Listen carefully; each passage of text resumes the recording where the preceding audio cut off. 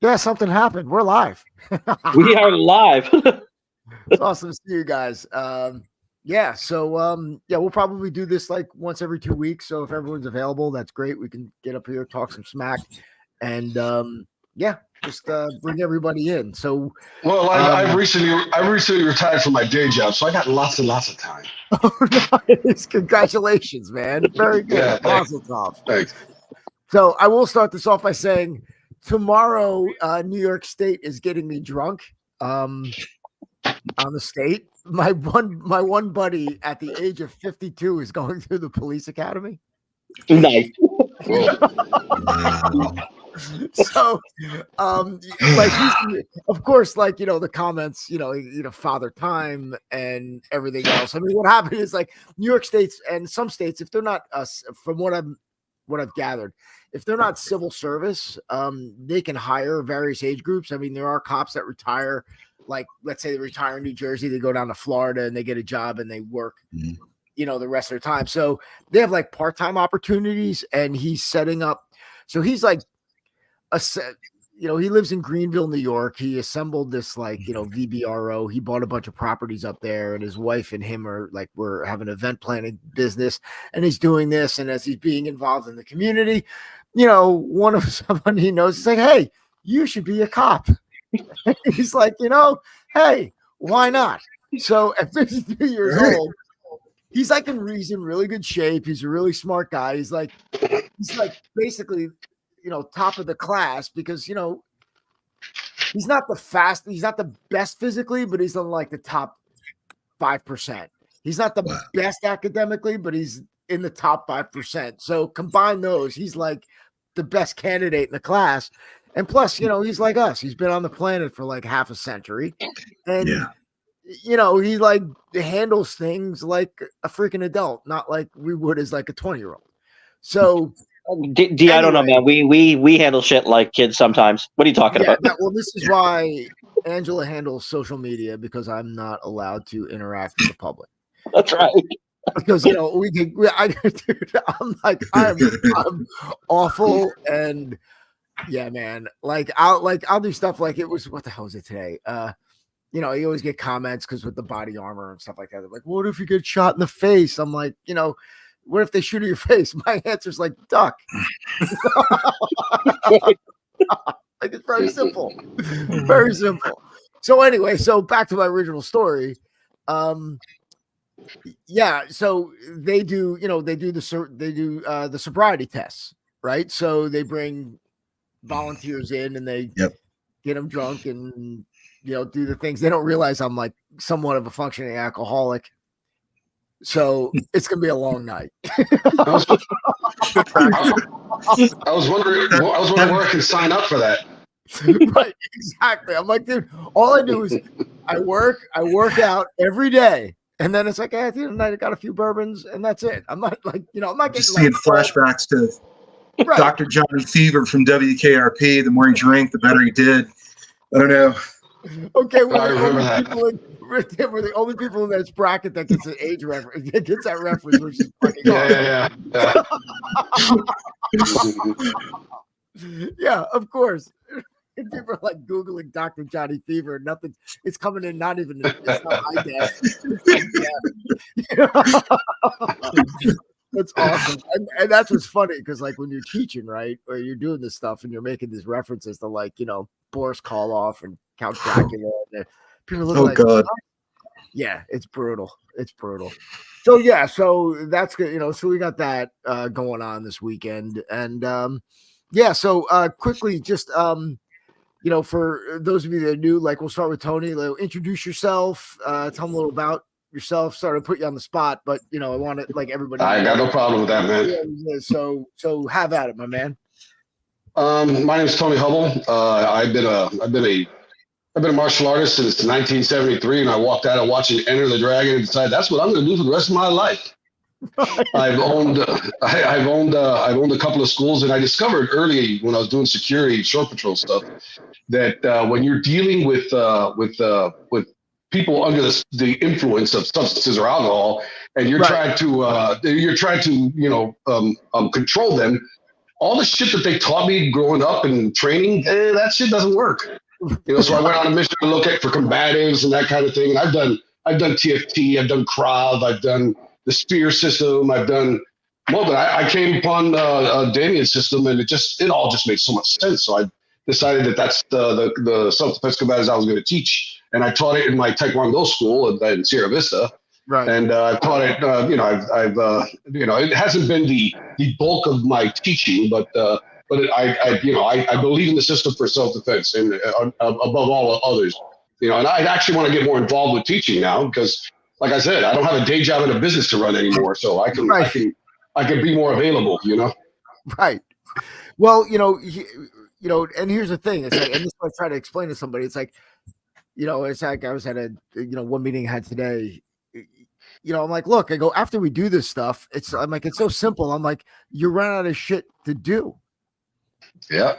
I'm like, so it's like, after like the first beginning, I'm like, look, I don't want to sit here and have to be like, you got to have a lifelong, endeavor with this stuff. I go, it's a skill set that you learn. You tend to it from time to time. I'm like, it's not a competition thing. I go, then it's like, then after that, I go, we do martial arts.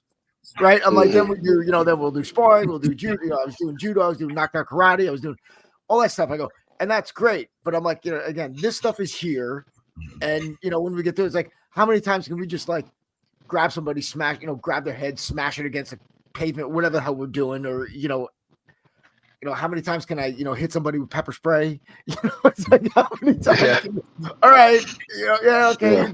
You did it 5 times. You kind of mastered that. That's the beauty of the system, though. And I do express that to people who I train when I do a seminar with several people, and I tell them, hey, 2 hours, I can teach you what you need to learn to defend yourself. And that's the beauty of the system. Right. Right. So Tim, I love how you talk there about how many times can you do it. I'm sure fucking Pete would tell us how many times you've done shit to him. Right. I mean, yeah, it's I'm like, but it's like again. Yeah, hey, pass along our condolences too, Damian. Yes. Oh, thank you. I will. Mm-hmm. I said like his mom had passed away, like October, and yeah, it was funny because he's like he didn't have a service. She was older. She got buried in Arlington. He was an Air Force brat growing up.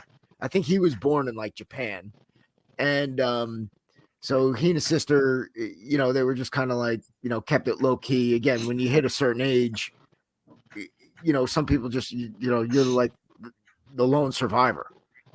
So they really didn't do anything, and then we were like.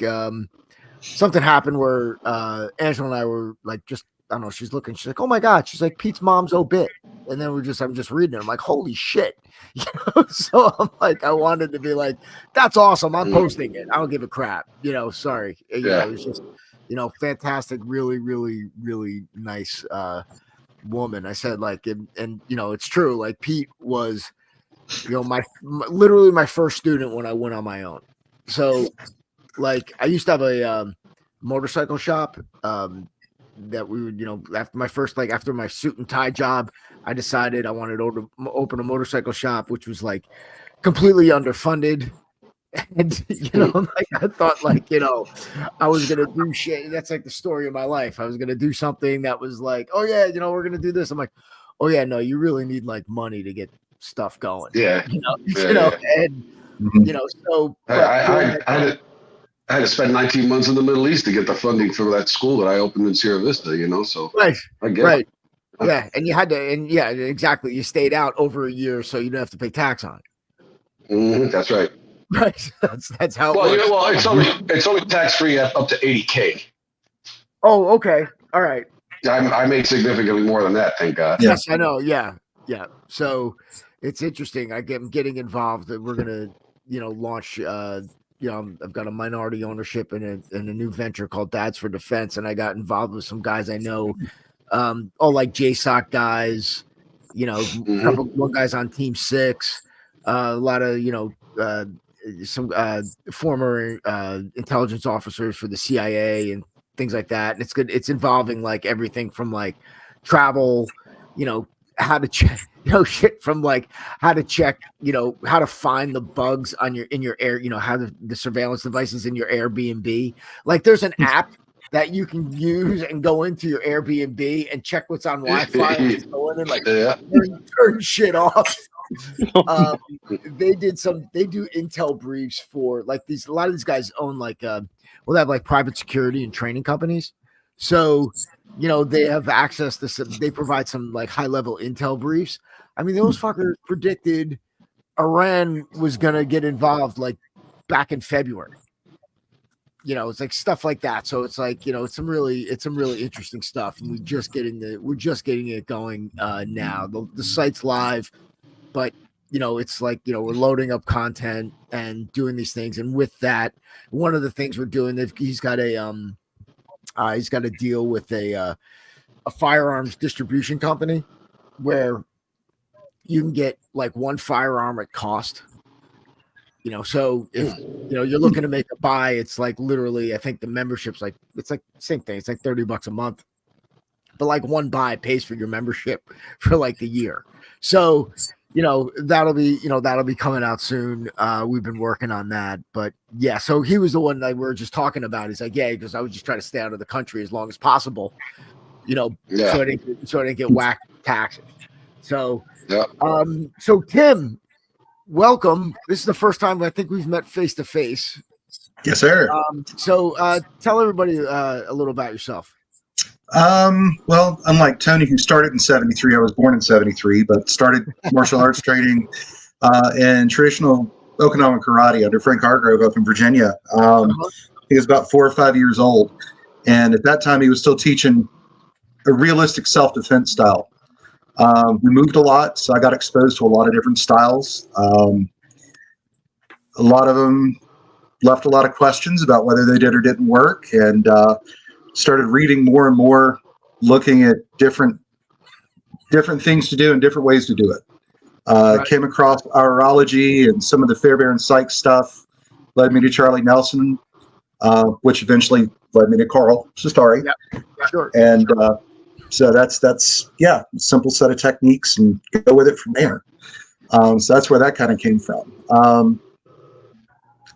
Been overseas like that for 19 months. I spent 12. That was in Afghanistan. So I'm still in the Guard right now. I'm actually with them someplace. So I still got a few months where I get to go home. That's really about it. Just a little bit to work with. And Josh, my man. What's up, guys? What's going on, let's see. So, I've been doing the SDC since before it was the SDC. Yes. Yes. Actually, Carlos Sestari was still alive. I was unfortunate enough not to meet him. He died like 2 years after I started. Oh, wow. But hey, Josh, Josh, can you turn your mic volume up a little bit? Let me see if I can adjust my. There you go. Here. That sounds better. Is that better? Okay, yeah. So the volume was into the table. All right, so anyways, been with SDC for a long time. Like a lot of people, I came here looking for something better than what was originally out there.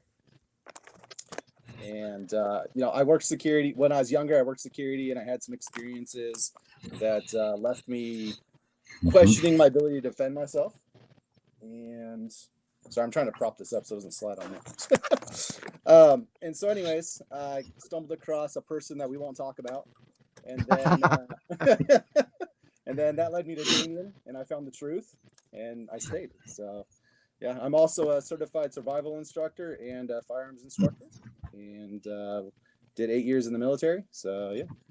Yeah, thank you guys. Thanks for your service. Thanks. Now, again, what we'll do is George, I want to make sure that these guys, we have links to where they can get people get in touch with them for local training. So yeah. Tony, you're still in Arizona. Tony, where are you in Arizona now? Dude, I left Arizona, went to Hawaii for 3 years. He's been out of Arizona for a while. So yeah. Now I'm in Jacksonville, Florida. Yeah. Okay, so we got dude in Jacksonville. Tim, where you working out of, or where you based out of when you're not deployed? It's going to be out of Daphne or Mobile, Alabama. Okay, and then Josh, I am in Central Texas, about an hour and a half north of Austin, right next to Fort Cavazos. And George, of course, is in Barrie, Canada. The middle of fucking nowhere. Just about an hour north of Toronto. I mean, here's the thing. I mean, we've all had the same journey. It's like, first of all, I mean, it's like, I know like things get like I may have organized, the curriculum and maybe kind of and worked on it for a few years and worked with Carl to put something in a buildable system. And I guess I guess it was I hate that it's like I don't feel like when it's like again, Tony, like again, love you, when it's like my system, you know what I mean? I feel weird when I hear that because it's not like I invented it. You know what I mean? Like it was like I just say that for simplicity's sake. I understand. I know you do, but I don't want someone who's listening this first time to get like the wrong idea. It's like I'm too stupid. Damian, just accept it. You're a self-defense god, okay? We all know this.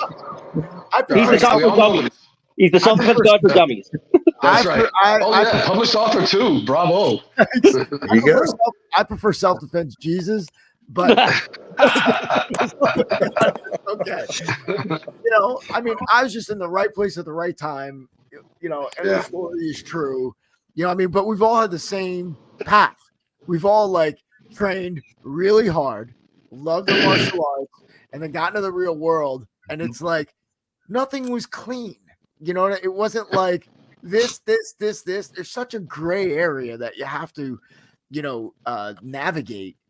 And to sit there and be like, okay, it's going to come like this. He's going to do this. I'm going to do this. And, it's like, no, there's going to be like a battle of wills to an extent. Two, it's not a fight to the death the vast majority of the time, right? I mean, somebody approaches you, they're expecting it to go a certain way and it doesn't. And they're like, maybe the juice isn't worth the squeeze.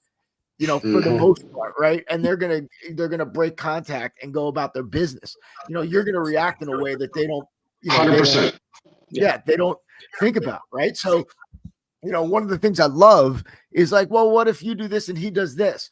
I'm like, it doesn't what's gonna happen? Like he's gonna approach you in a way where he thinks you're not gonna defend it. He thinks he's gonna come in, he's gonna startle you. You're gonna get off balance. You're gonna get scared.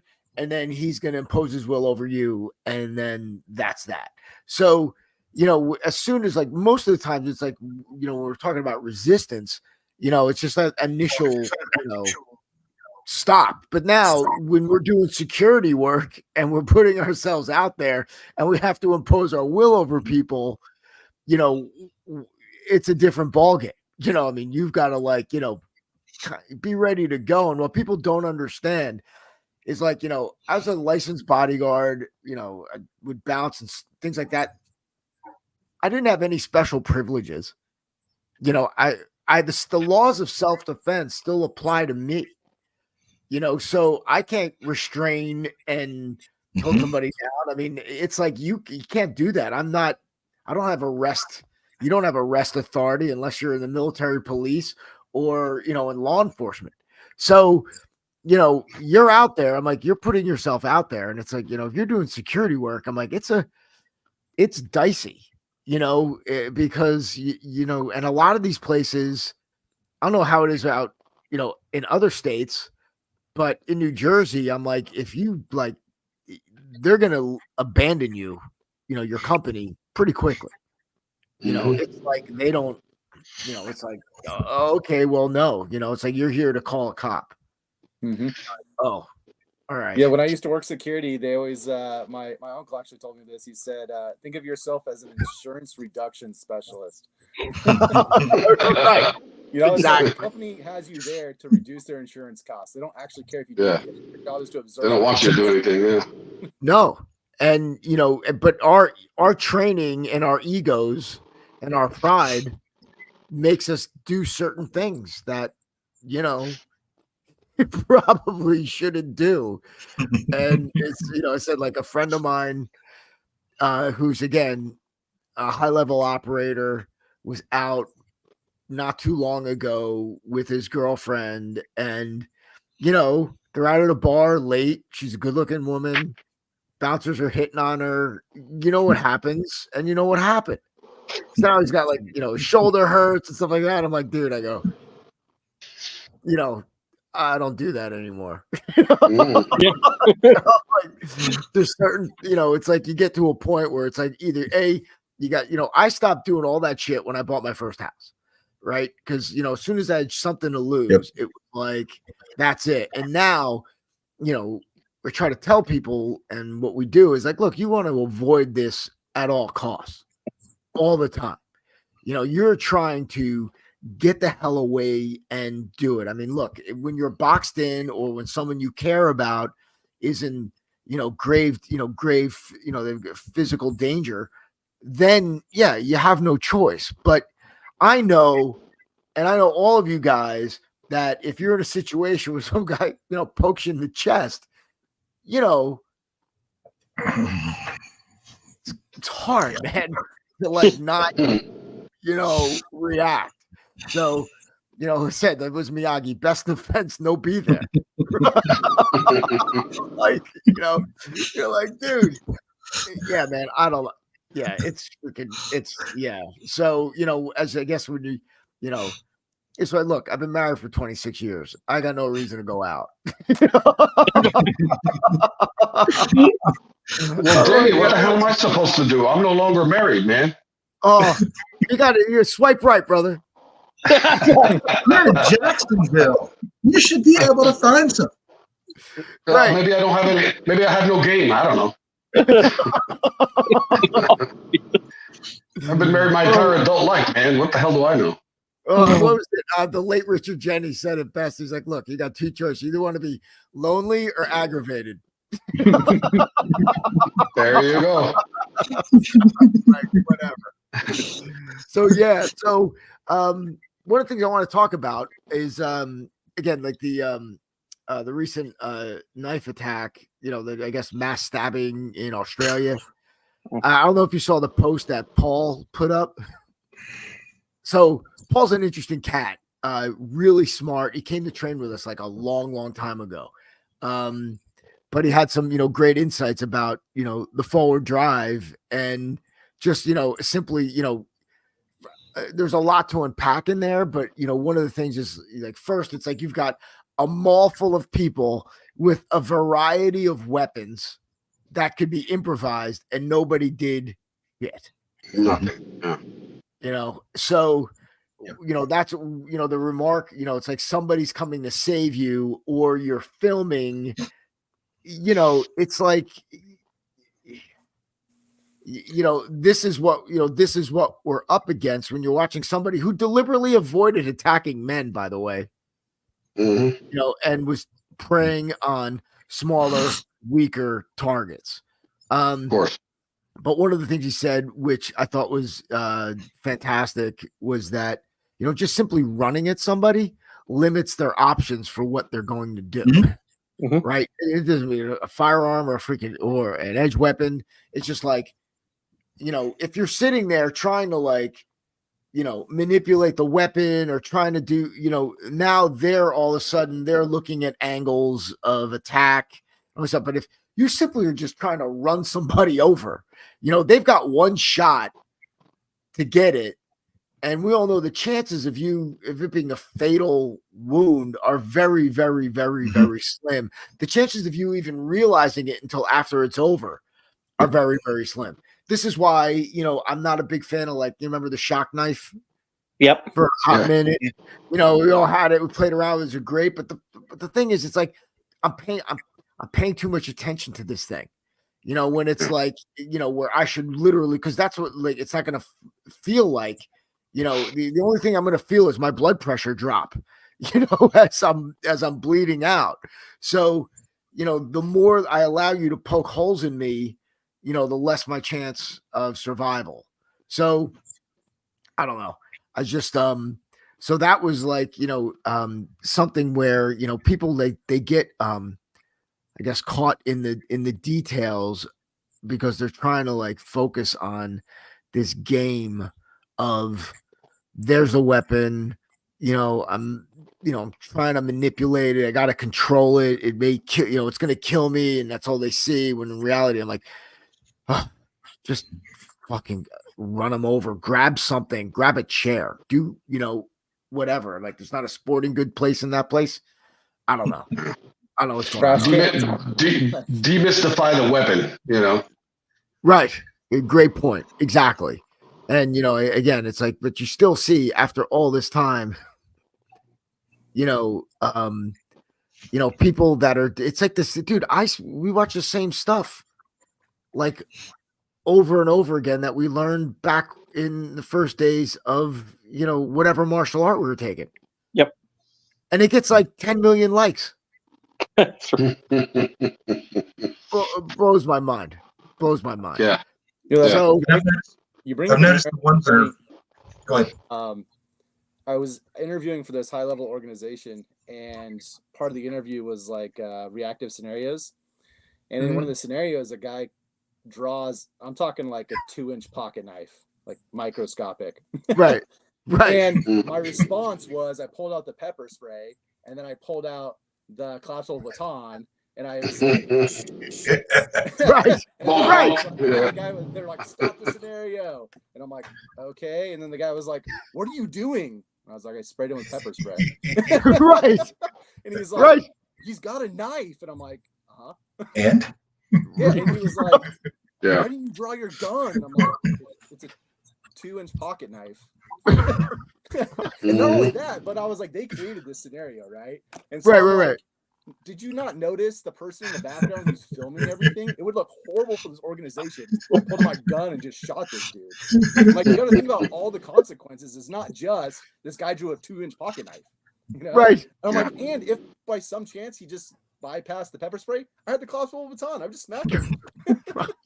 I'm like, and if it continues after that, well, I'm pretty confident in my ability to handle myself.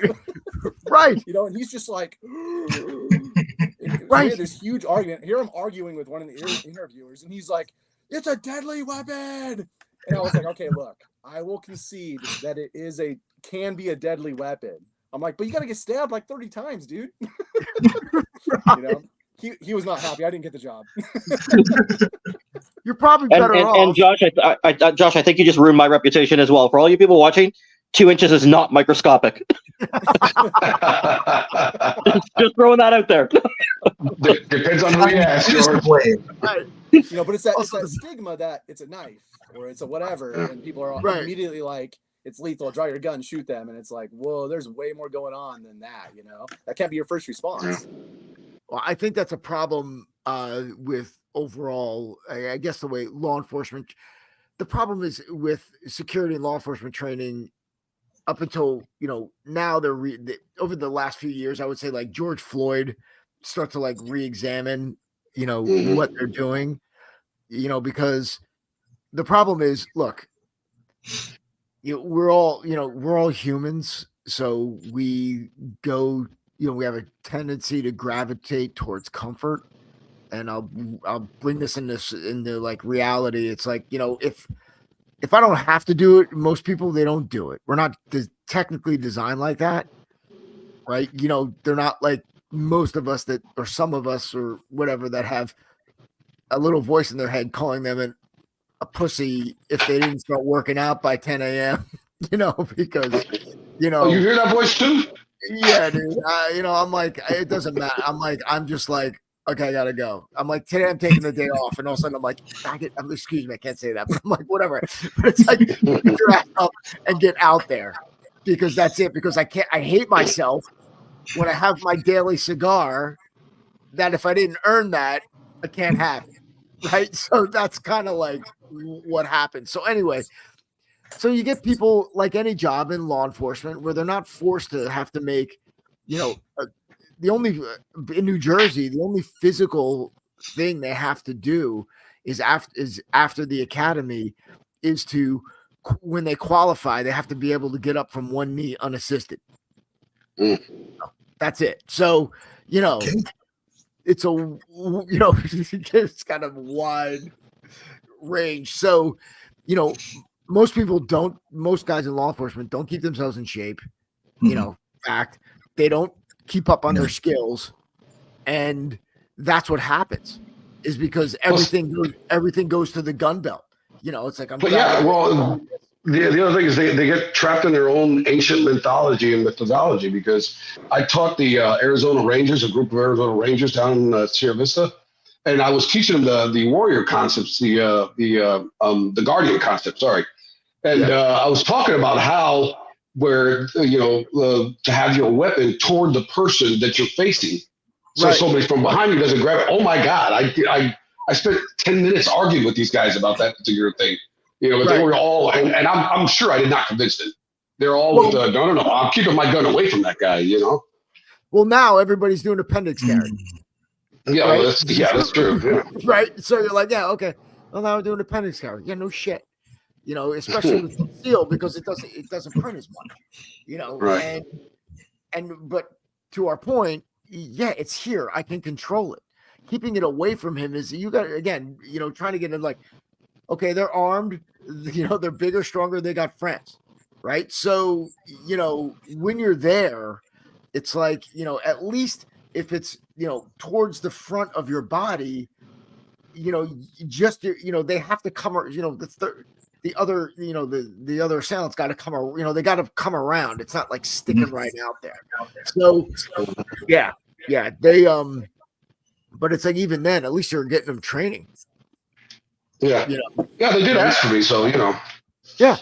I said, I'm like, it's like, when they're talking, that's what I say, when like, when all of a sudden everyone's like, defund the police. I'm like, no, you have to fund them. Train them and get better guys in there. I'm like, that's really, what you want to attract. Look, dude, I'm like, if you like teachers and cops, I'm like, you want like good people. I'm like, you gotta attract people. The good people are if they're smart and talented, they're probably going to like Google or Facebook, like shit. I mean, especially with like, with veterans and, all these guys that are coming out. I mean, they should be, I think that really, this should be our target, market for who's going to be coming in. And the other thing I would say, because it's such a difficult job, that there should be regular like psychological, therapy or counseling going on. I mean, that goes for military as well. I'm like, you gotta, you're dealing with stuff. And from what I understand, even PTSD is still kind of looked down upon on some level. And you guys correct me on paper, it's not looked down upon, but it's up to the individual, right? And so if your command still has a stigma about it, then the stigma will follow you, right? Correct. Right. Because I had I talked to, Josh introduced me to Jason, and we talked about that, and he opened my eyes to a lot of stuff. And it's like, yeah, they, you're still like, you're kind of like, there's still that stigma of like, you're broken, you're weak, there's something that is going wrong with you. And the fact of the matter is, I'm like, it's like a hyper sense of awareness for survival is why that happens. You're automatically, you're like, okay, well, look, I mean, I'm not letting that happen again, or that happened. And now it's like, I'm not letting anybody near me, and I'm clearing my house, when I'm home, and I'm, and I can't, your brain is trying to compensate for things that we aren't normally supposed to do as other human beings. Exactly. And someone tries to compensate for that, these other characteristics come out. Yeah. Well, and I think was a bookie I read. I'm sorry? On Killing? Yes. Well, On Killing is one, but no, there's another one that came out with a photographer, more recent. I read it. Oh, I know who you're talking about. He's the guy that when he joined the military in his early 20s, he got thrown in jail because he killed somebody in a fight. I know he's a journalist over in the war zone. I forget his name though. He wrote a couple of books. It was just talking about how how tribes would handle post battle. It was a tribe. I think the name of the book is Tribe. The book is called Tribe. Tribe. Yes. Yeah. So how how like, you know, you would go and then you would like get back with your family and, you know, kind of integrate back into society slowly, not get, you know, so you could adjust and remember why you did what you did, because it's in our, it's tribal, right? It's in our nature to hunt, to fight, but then it's in our nature to love, you know, and to remember, you know, what we're fighting for. And when, you know, when you take that out of it, there's no, you know, like recalibration, you know, as to, you know, why, you know, why I'm doing this, and all of a sudden, and also becoming a useful member of society. You know, it's like, okay, you know, we're going to hunt, we're going to go back to work, we're going to do our thing. And that's what I think, you know, what's happening with our modern warriors, right? I mean, they just can't, you know, they just redeploy, and, you know, there's really no, you know, a lot of it is also like, we can get into like whatever pharmaceuticals and medications and therapies they're doing. I do that all day, but you know, you're looking at it and it's like, you know, when you're getting back to my original point with law enforcement, you know, these guys are people too, you know, they're dealing with shit, and they also have like families and wives, and, you know, they're going through that stuff. I mean, there's got to be a constant, you know, working on, what's going on in their life, how they're handling it, how they're processing it. And then somebody be like, hey, I think we got to rotate this guy out, off the street for a little bit, you know, just because, you know, he's not handling whatever it is. He's not handling it the way, you know, in a healthy way, you know? And again, it's like some people, you guys seen it. I'm like, some guys can go through some shit and they're like, okay, I'm going to go grab a sandwich. You know, and then other guys are just like, holy crap, what was that? Yeah, Chris Kyle, for example. You know, right.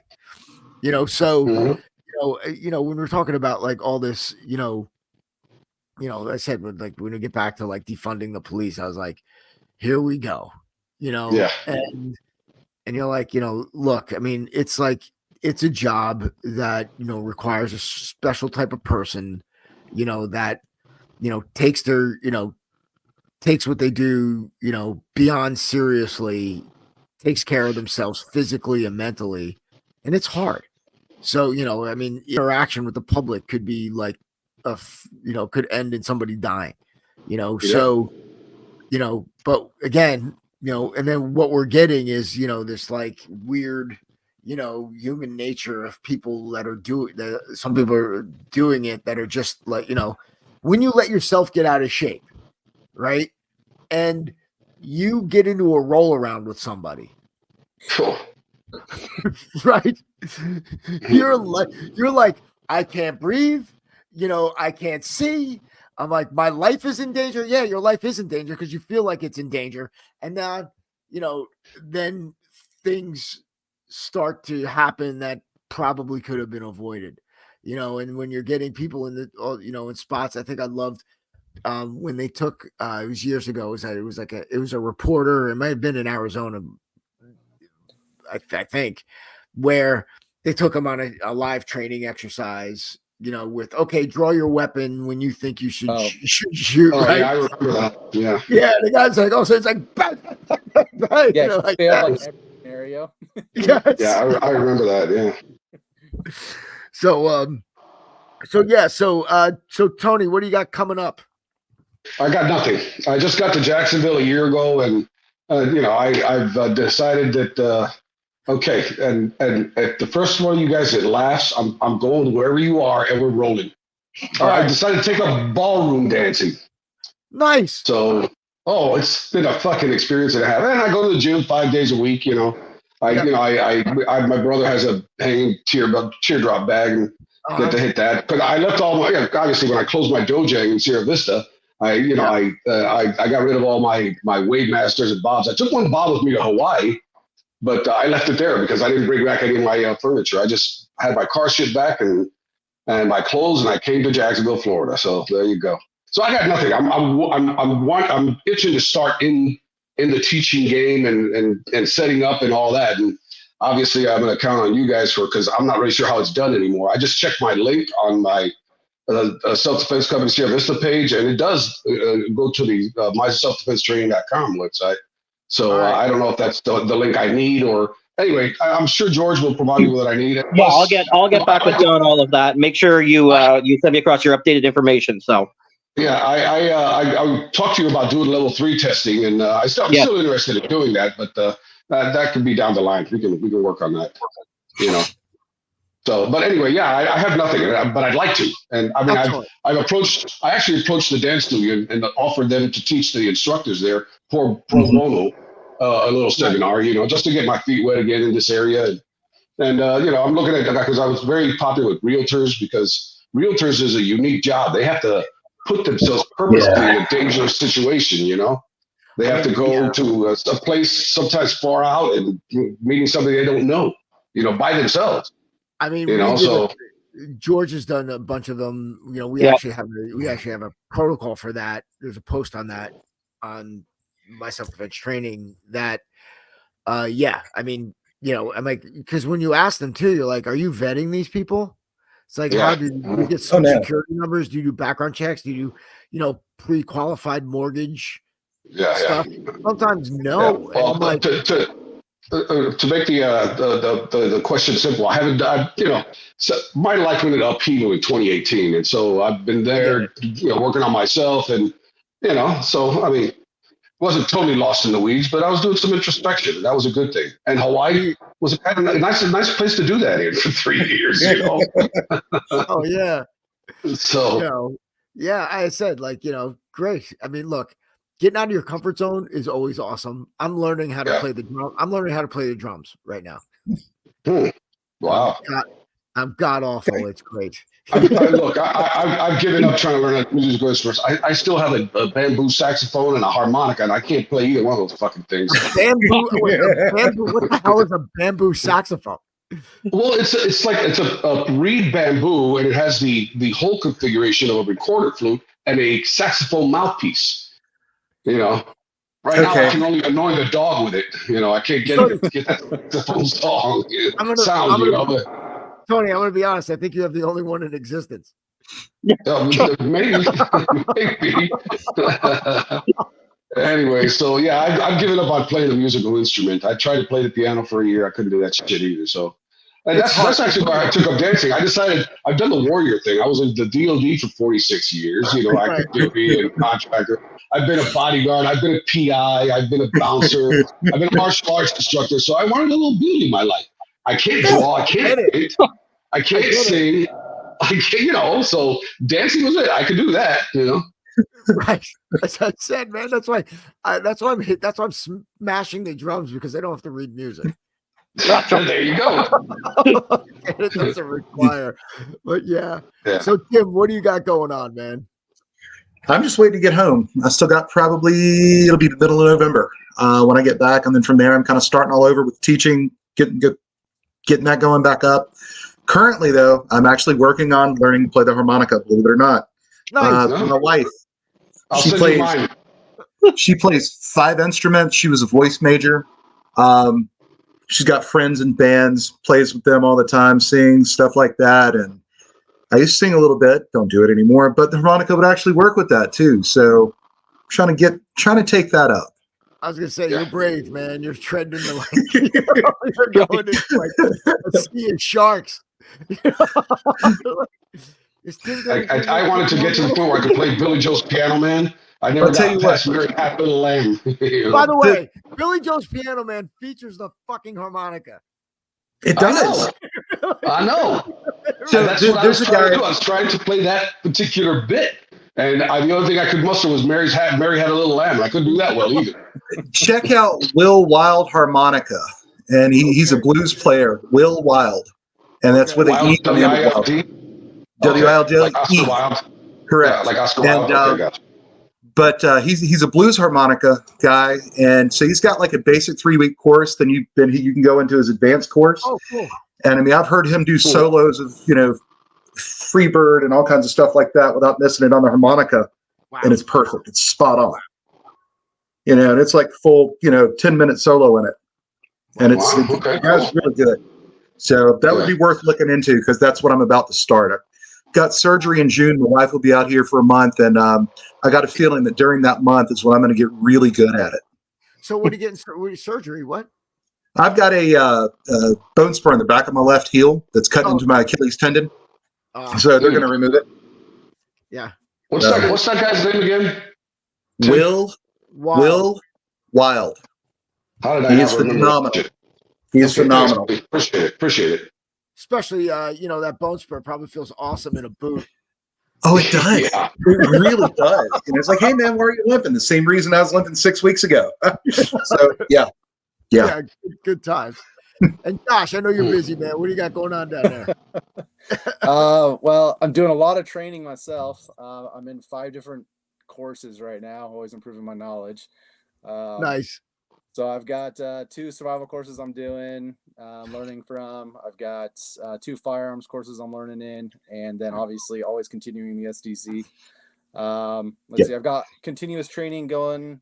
Oh, I should say I have continuous training available. It's up to people to take advantage of it. Well, of course. I also Same here, yeah. I decided to postpone opening up a brick and mortar place, and I changed my model to actually allow people to make their own appointments, and I go and train them at their location. Mm-hmm. I think it's a better, look, it's like you either, I think, if you're not at scale with a brick and mortar, it gets tricky, Hey, listen, right here, 12 and a half years I ran that school in Arizona. I'll never open another school like that again, ever. I'm saying, you've got, because it's like, F you, pay me, kind of thing. It's, and, unless you have like ample parking and, Tony, but you're running a Taekwondo school, which is, if you're next to a supermarket, at least you get the kid thing happening where, parents are dropping them off, going shopping and knocking that out. That works. I mean, one of the guys, I'm friendly with, Tiger Showman, his brother Ronnie lives in my town. I'm like, our kids are friends, and my one of my best friends growing up actually married his sister. They're like, they have big location, decent sized locations, but they're anchored in malls, high profile, high rent. It gets a bit, but doing the stuff. I know, Josh, you got the setup in your garage, and then doing that like private training kind of model, allows you that flexibility where, you're like, okay, I know if I'm teaching, I'm making money. Yeah. And that's what I'm debating on, because we have a carport. It's a nice size carport. Right. I do some stick and knife work separately, teach basic FMA. And so, we even have room for that, so it's just like, do I want to go just teaching out of the carport? Everything's modular, right? You move the dummies in and out. You've got the pad, you've got the stuff. You really don't need to actually, if you need mats, you roll out the mats. You don't need to, have that structure. And I think that's like, that's where, and that was like kind of the model of what we were doing, is to just be like, hey, having like, a personal training kind of business around combat, around self-defense combatives, because, again, trying to get that, massive, school and all that stuff. It's like, it's a bigger animal where you're like, you've got to manage billing, you've got to manage staff, you've got to manage, Tony, jump in whenever you want to. You're covering all the bases, man. You got marketing. That's right. Just all of that shit. Yeah, it's and licensing and inspections and all kinds of shit. So right. Look, I don't regret a second I spent that 12 and a half years. By the way, COVID kind of shut me down, but I was ready to shut down. COVID shut a lot of people down, man. Yeah. So, but I was kind of ready to move on anyway. I'd done that for a while. I punched that ticket. So, but I'll never do it again. Even if I had the funding, I still would open up a martial arts school. No, it's too, again, it's like, it's not what's happening. It's good. Yeah. Listen, you got the energy for certain things, and it's great, especially if you have a kid that doesn't do well in mainstream sports. Mm-hmm. Right. Where they're like, look, Absolutely. I can't, I'm like, wrestling's not working for me. I can't play football, basketball, soccer. I can't do these other things. I'm like, here, man, come in, I'll work with you, you'll get confidence, and slowly we can build up, where where you've got, some skills. But, for the most part, man, it's like, for adults, for what we're doing, yeah, man, you don't want to, I know we have this vision, but it's like, if you got some space at your house and then you can go to where people are, I'm like, so much easier. And then your marketing is just it's what we're doing here. It's word of mouth. It's posting. It's like, hey, reach out. Let's go. Well, yeah, that's exactly what I do, right? I've been doing that model for years with the house and going out. I just I won't do group classes and sessions like that anymore. Yeah. No. I mean, I just got the meeting I had today is like interesting enough. It's just like, every once in a while, I get like DOJ will call me up to do some stuff and some agencies, and they'll come up. I'm like, okay, yeah, I have a friend of mine who's got a studio that, we'll rent, and then I'll teach, doing something for, possibly for, a group that's, they're like, they're stockbrokers, they're financial advisors, but they want to do something for their clients. They want to do something for their clients. So I'm like, okay, cool. It's like, $1,000 an hour. And I'm like, I'll fucking show up and do my dog and pony and do whatever you got to do. So, but it's like, but, and I just, but I do that. I mean, one of the things I really see, I love teaching, but I don't like having to be someplace every day. Yeah. That's my kind of like driving force in, for me, it's like, look, dude, you show up, like, you're like, hey man, let's do this. I'm like, great. I'm like, I got to do this every Tuesday at 1. I fucking hate it. Not so great. Like I've done that. Right. And so now if you're, somebody's like, all right, I want you to come. Okay. This is how much it costs. Great. Boom. Pay me. I'll see you then, go. And then, the downside is like, okay, well, I can't do it. Well, look, we're going to reschedule once, but then it's done. I mean, obviously you want to build a relationship with them, and it's easier said than done, but unless you're I've tried several. I'm sorry, I didn't mean to interrupt you. No. I've tried several of the models when I had the brick and mortar school, and I had a separate self-defense training system class.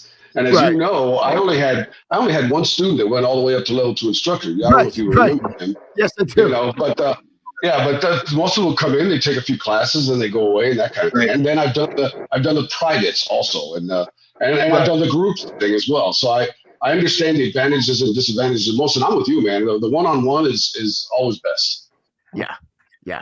And I think more people are gravitating towards that anyway. Look, if you want to go train someplace, you're gonna, they're gonna just want to go do it. They're gonna go and they'll roll, and that's such a small percentage of the world.